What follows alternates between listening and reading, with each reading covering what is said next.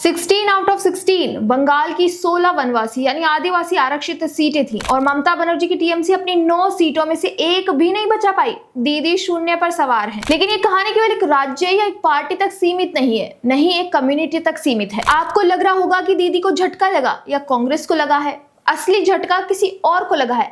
किसे, वो मैं अंत में बताऊंगी। तो रुकिए, 4 राज्य, एक ही पैटर्न और एक ऐसा खुलासा जो आपको चकित कर दे। नमस्कार, मैं प्रतिभा और आप देख रहे हैं द पंफलेट। तो पहले आगाज असम से करेंगे। असम में एससी की 9 आरक्षित सीटें हैं।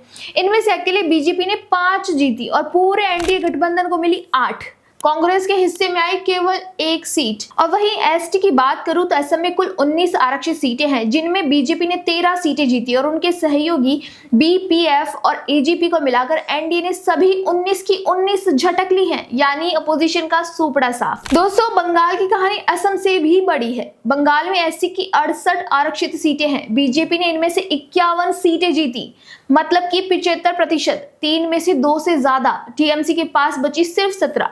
दलित समाज ने अपना फैसला सुना दिया है और एसटी सीटों पर तो ममता बनर्जी का सफाया हो गया। 16 की 16 सीट सब बीजेपी के खाते में गई हैं। उत्तर बंगाल, जंगल महल, एक भी आदिवासी सीट टीएमसी नहीं बचा पाई। कुल जोड़ लीजिए 84 एससी एसटी सीटों में से 67 बीजेपी के पास है। उत्तर पूर्व और पूरब के बाद अब चलते हैं दक्षिण की तरफ। तमिलनाडु में एनडीए की सहयोगी एआईएडीएमके ने 46 एससी आरक्षित सीटों में से 9 जीती और 2 एसटी सीटों में से 1।